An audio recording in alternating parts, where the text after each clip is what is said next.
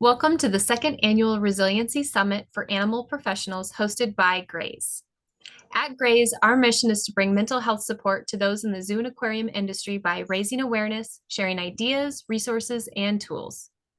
All week, we are joined by amazing professionals from within our industry, sharing stories, tools, and strategies for building resilience within themselves, teams, and organizations. My name is Shannon McKinney, and I'm the Director of Proactive Programming, and I have the absolute pleasure of being joined by Hannah Fullmer. Hannah, for those who do not know her, is the Director of Peer Support Services for GRAZE, and she has about 16 years in the zoo and aquarium industry. She's also our mental health first aid instructor at GRAZE. So welcome, Hannah. Thank you. Excited to be here for year 2 of our Resiliency Summit. I know, I'm excited too. And today we have a really important topic that we're going to discuss and really get your valuable insights and experiences on this topic. And it's really around this idea and concept of resiliency through exposure and recognizing that we go through a lot of really hard things and we can choose how those hard things and events and situations are going to impact our overall resiliency for the next time something happens. So where I'd love for us to start is if you could share, there's a couple of experiences that have really stood out for you and really kind of share some overview of those experiences. And then we can dive into kind of the comparison and the impact of those on your resiliency. Sure.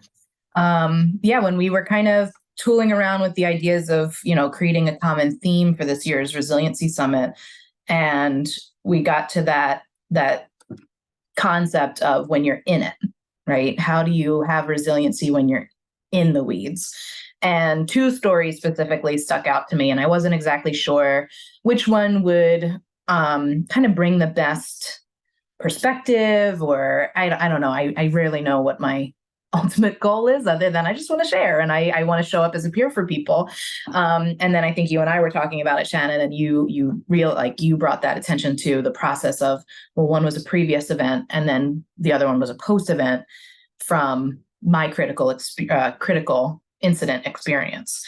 So what I realized was through that exposure of multiple events, by that most recent one, the one that I'll talk about second, I had so many more tools, strategies. I felt so much more prepared and ready to deal with it.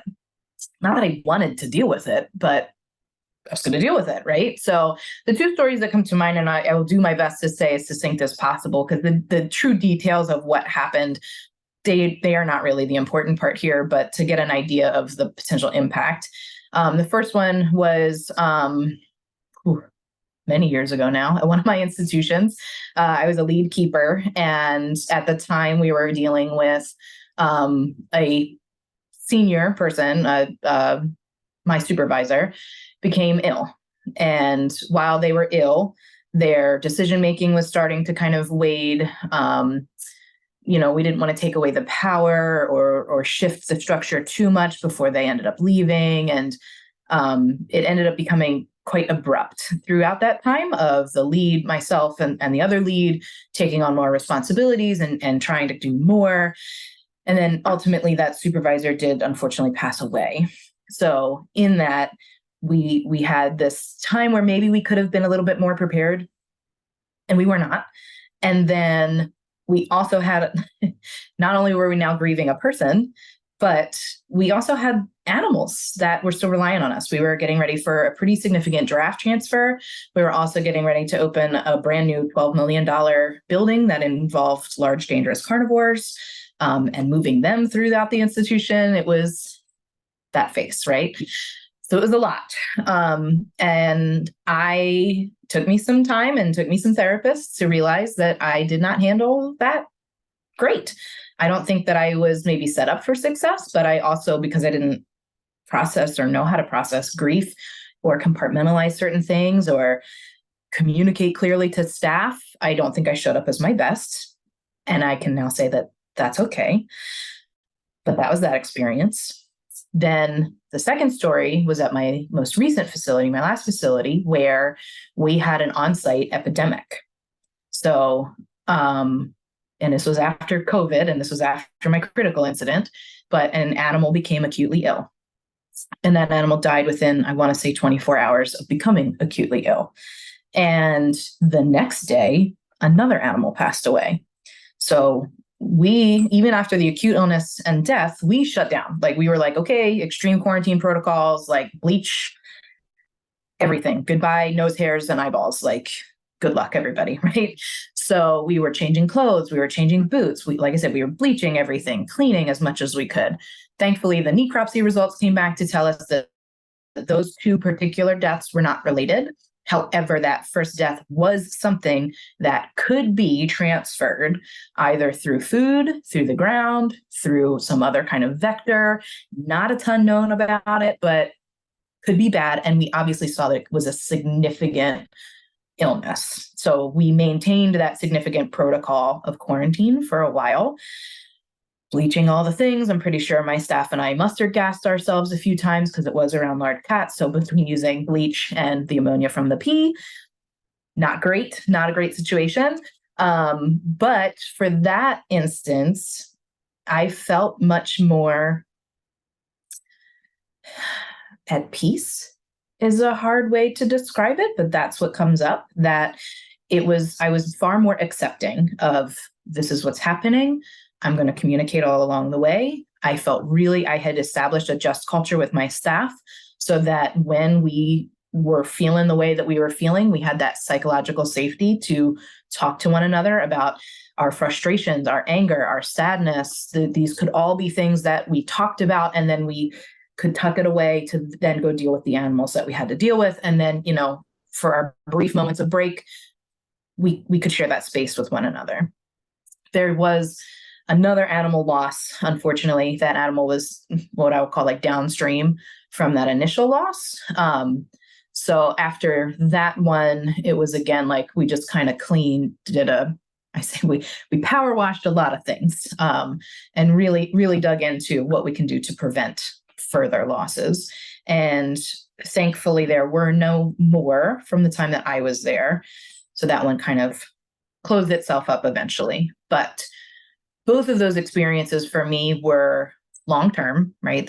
We're talking months, and they involved loss, they involved grief, and they involved things that I couldn't control. So when I reflected on what do you do when you're in it? How do we tap into our resiliency? What I thought of was that first instance, I don't know if I had any, or if I did, it was minimal, right? I was getting through the day. I felt like, okay, I could check boxes, but not confidently. And then by that second time, I was way more accepting of that feeling of ick, which, right, like it's kind of counterintuitive. We have the thought of like resiliency is supposed to mean that we are resilient to the ick. But when in reality, I was far more accepting of it. And that acceptance made it easier to deal with in the moment.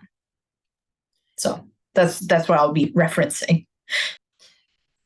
I think what's really important when you share those two stories is recognizing almost like the stress inoculation, right? Like by going through these really stressful events and being able to be aware or analyze how we showed up in them. And sometimes in the moment or right after, that's really hard to do.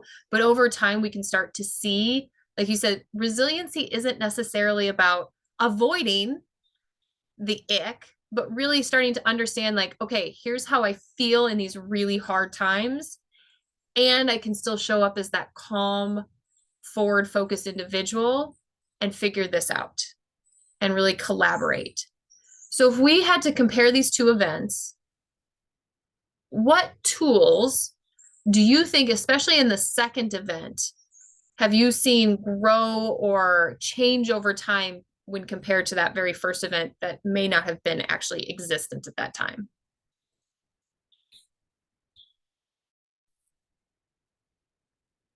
I think the first thing that stands out to me is the way that I internalized what was happening.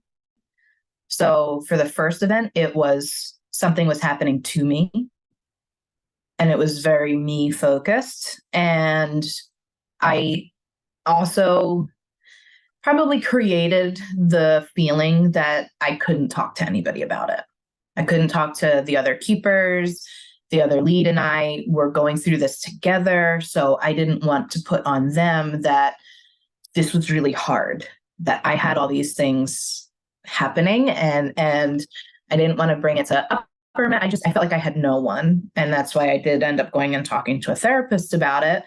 But as many of us know, sometimes you could talk to a therapist in our industry and they're pretty hijacked by the fact that we work in a zoo. So, it took me a while to kind of get through that. It wasn't about being in a zoo. It was about what was happening. But yeah, I think the internalizing of this is happening to me influenced the way that I responded or reacted to that first incident. Whereas the second incident was more, this is happening in the environment that I happen to be in. And when I changed that kind of perspective around it, it was easier for me to share to my staff and my supervisors what was going on and how I felt. And it was also easier for me to receive that information from them, because I could also realize that what they were telling me was not about me. It was about the environment that we all happened to share together. And I think another big difference is the culture of the two institutions. So because I didn't necessarily know about it or know how to establish it or have the influence to have a just culture in the first one, I had fear around bringing that up to my staff, right? Like, how are they going to view me, or how is this going to influence things, or, run down that spiral of thoughts. And at the second institution or the second event, I felt much more secure. So I think by holding some vulnerability, it permitted other people to be vulnerable as well. And again, it was just much more of the sharing of the experience rather than the internalizing of it. So if I had to identify it as a tool, I think it was that shift of perspective and perception of what is happening to me versus I happen to be around something that's happening. And I think that's really critical too, especially when we talk about how do we build resiliency then, and recognizing that those around us may not have had similar experiences yet in their career. And so their resiliency is going to be at different levels than ours. So really modeling and creating that psychological safety, that just culture that you talked about. What are some small steps that we can do for ourselves and maybe our direct team or the people that we work most closely with to start now to create that psychological safety? Because the reality is events like these are going to occur. Statistically speaking, in our industry, there's a high probability that at some point in time in your career, you will face adverse events like this. So how do we create that psychological safety now, hoping that we're not all in an adverse event at this moment in time, so that we can kind of create that environment to model vulnerability and to model that kind of rough resiliency, if you will, and what it looks like in those hard times? That's a hard question, because I think the small steps are unique to each individual, right? Thinking about what their history may be or what their comfort is, right? What tools have they had or what tools have they used? So for me, the small step wasn't that small. Mine was the fact that there was the critical incident between events and the fact that I had spoken to a professional, like a therapist, after the first one. So it was like that event happened. I left that institution eventually, and I was seeking therapy for the process. It brought in a lot of self-compassion because I wanted to be really judgmental of the way that I reacted. And I wanted to be angry at the way that I was treated. And those things were not serving my healing. And that therapist helped me kind of work that out and separate it, right? So again, it was that separation of me and I to my empowerment in the situation, and self-compassion and self-forgiveness.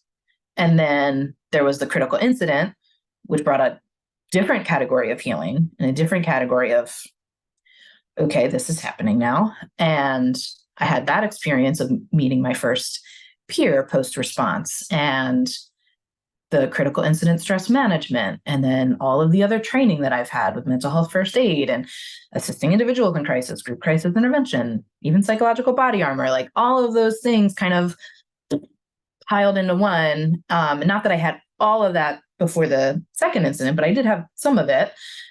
And it was, I don't know, it's like not to compare, right? It's not about comparing our traumas, but at one point in that second incident, it's like I did, like the word you use, that inoculation. I felt vaccinated to it. I was like, oh, well, I've been through things and I know that it's not me, but I've been through them and I am capable of it. So it was like, again, that ease, that peace of this too shall pass. I will get through this. And this is how I'm going to choose to behave during it. So in the weeds, it was, I recognized that I had the choice to, okay, I'm going to occupy this space and I'm going to whine and I'm going to complain and I'm going to cry because I'm mad and I'm angry. Okay, this space, I'm going to admit that I'm activated. I don't know if I told you this when we first started talking about this idea, and I don't know if I've told anybody else since trying to work through this, but that first animal that passed away was a male lion. That male lion passed away in the same enclosure that we had the critical incident in. So I had a male lion emergency, two different circumstances in the same space. So I had to open doors and do things that were very similar to another time that was a very different event, right? So acknowledging that that was an activator for me and acknowledging handling that animal was not something I could do at that time. I handled him while he was alive and I tried to help him, but once he had passed, that process of removing him was something I couldn't do. And giving myself that permission. And then after I occupied that space, I occupied the next space. And that next space was being proud of myself for holding that boundary and for respecting myself rather than judging I couldn't do something. I wasn't strong enough. No, it's really strong to hold space and say, this is a lot. And this is a lot because of this. And this is how I'm going to move with it rather than fight against it. So sharing that with my staff and sharing that vulnerability at that time had them all show up in a way that I felt so grateful for. I had so much gratitude.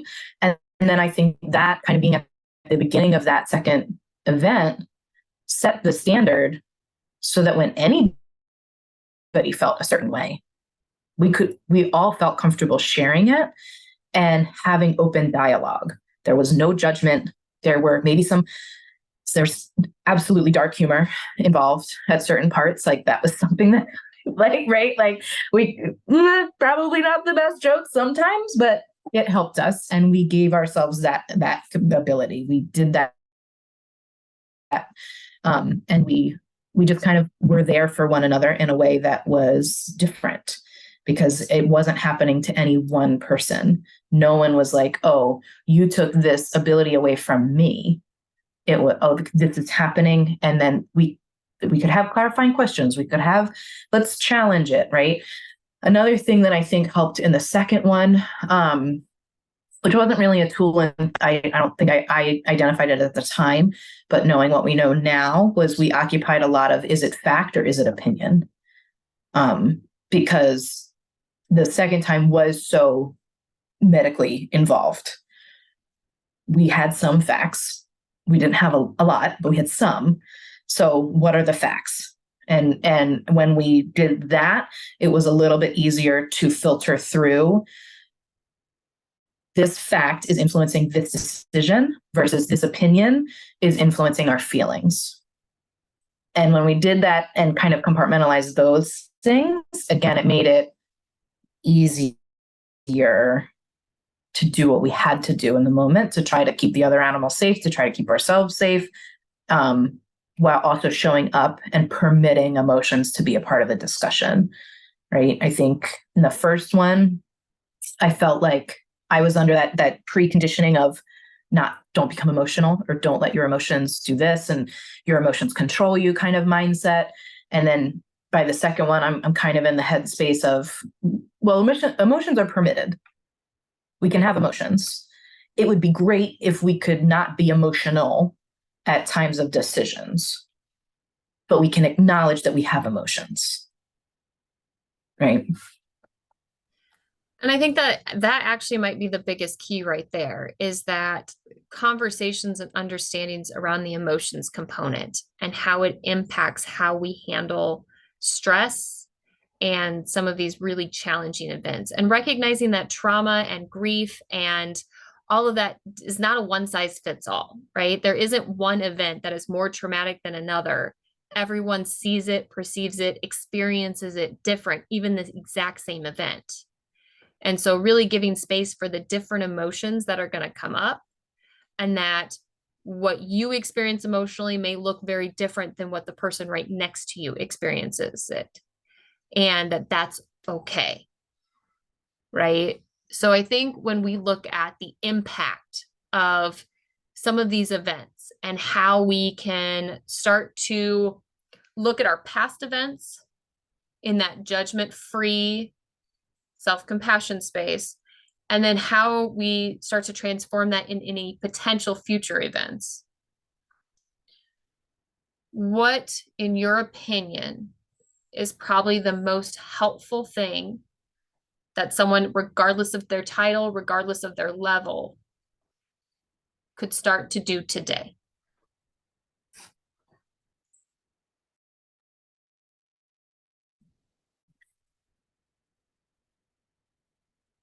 Well, I think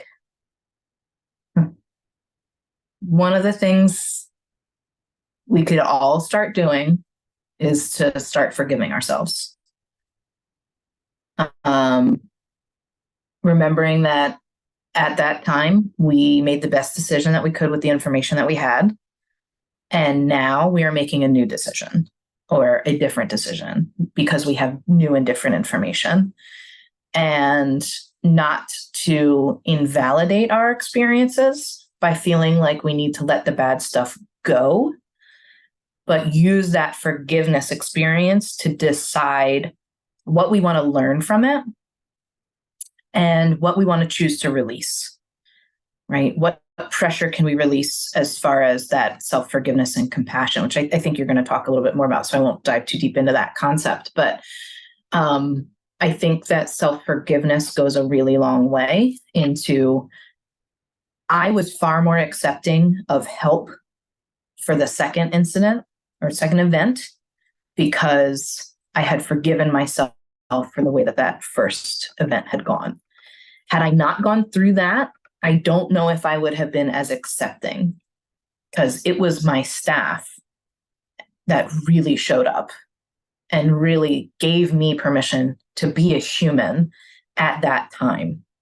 And I could hold both spaces. I could be a human and share my emotions with them, and then transition or pivot in that, okay, again, this is the opinion space to this is the fact space.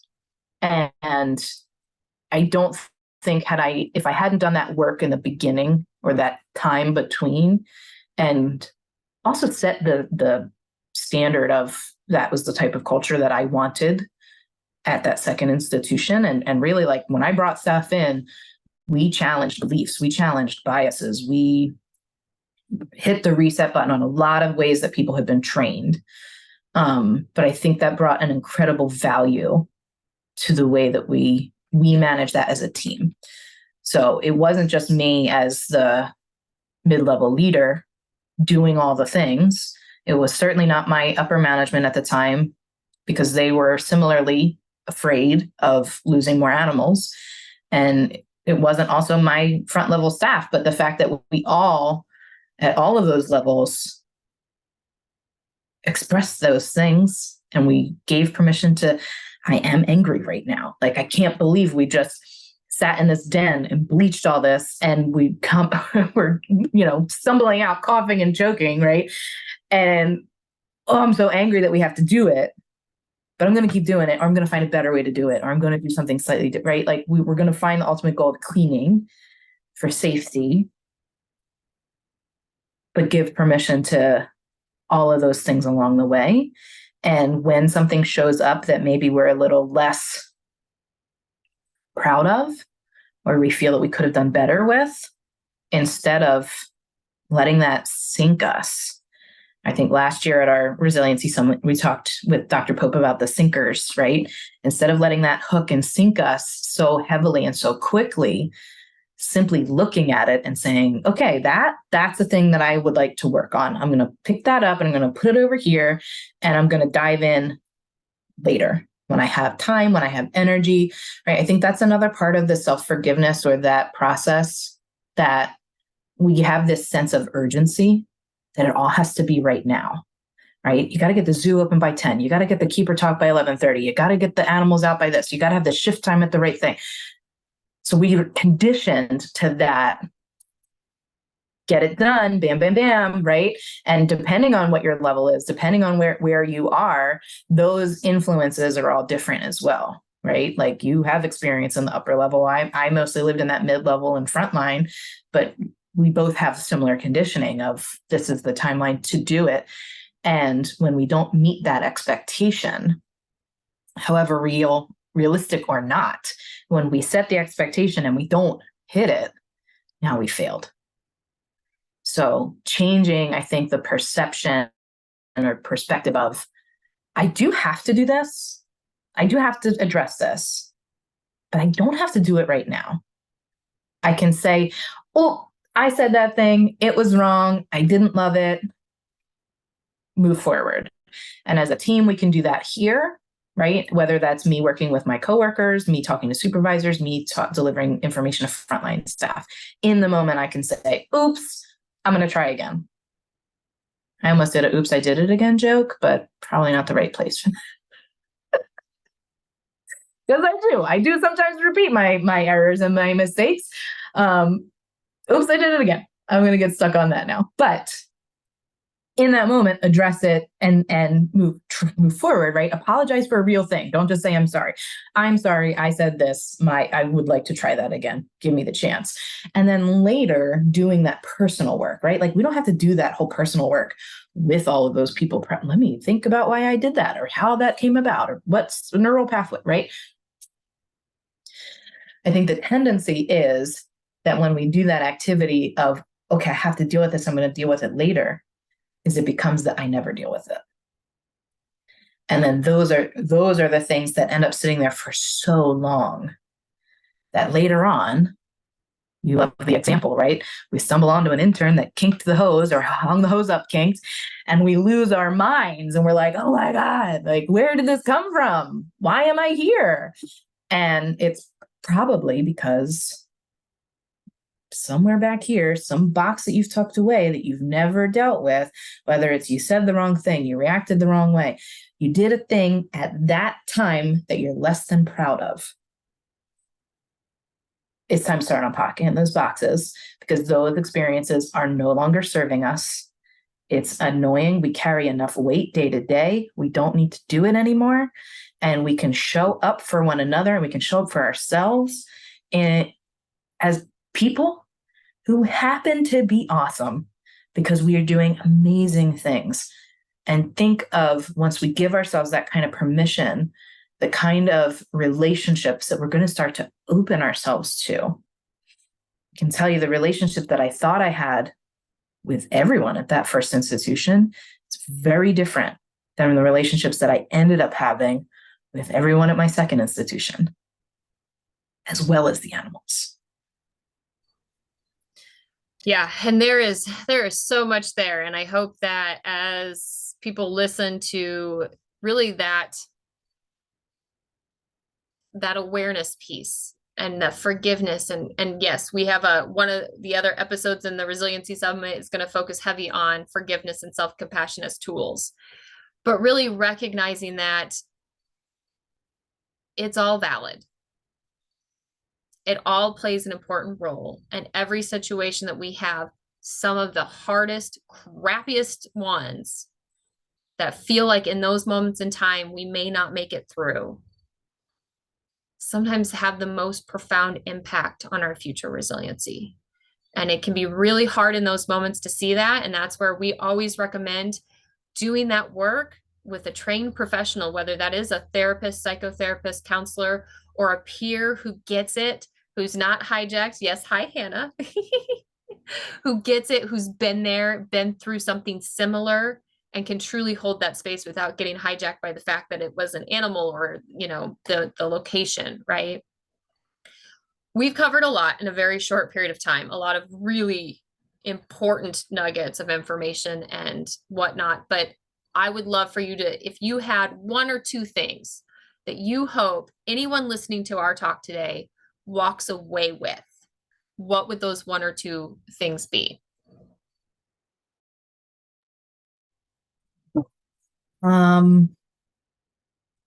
I would want someone to go away knowing that it is okay to change your mind and it is okay to grow in a moment. Some of these changes take years, some of them take seconds. That is okay. And I encourage you to share as much as you're comfortable sharing, right? Vulnerability is a choice and vulnerability is scary, but it's okay to do that. And I encourage you to do it. And you have survived 100% of your worst days. So when the next one comes, chances are really high, statistically speaking, that you will also survive that one. Tap into whether it is something that you're proud of, something that you're less proud of. Think back to all of the exposure that you've had and what inoculations you've received along the way and how they can serve you now at this moment in a way that is productive and beneficial and maybe a little bit protecting as well. I appreciate that. And I hope that all of you listening take some time to really look at what are some of the compartments or the boxes that you've created from your past experiences and recognizing that no stress event or trauma is too small. Everyone is valid. Everyone plays an important role, and everyone that you've experienced is unique to you in its own way of how you've experienced it. So please, not minimizing or judging or comparing, as you've mentioned earlier, Hannah, one trauma to somebody else's trauma and whether or not it's valid to have it. Each one is important and is valuable. So please take that time to do that work with yourself, maybe with a professional, whatever that needs to look like, but recognizing that going forward, you have that choice on how is this going to build your resiliency and support your resiliency. And again, I think touching back on that small detail of resiliency isn't about not feeling icky in the moment, but it's about recognizing that when we have that feeling or when we are not as calm as maybe we hope to be in those moments, that's okay. And that's part of the process.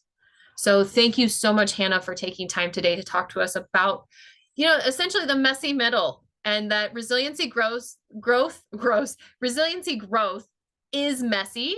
It's uncomfortable. It's not pretty and it's not perfect. And it's a continuous process.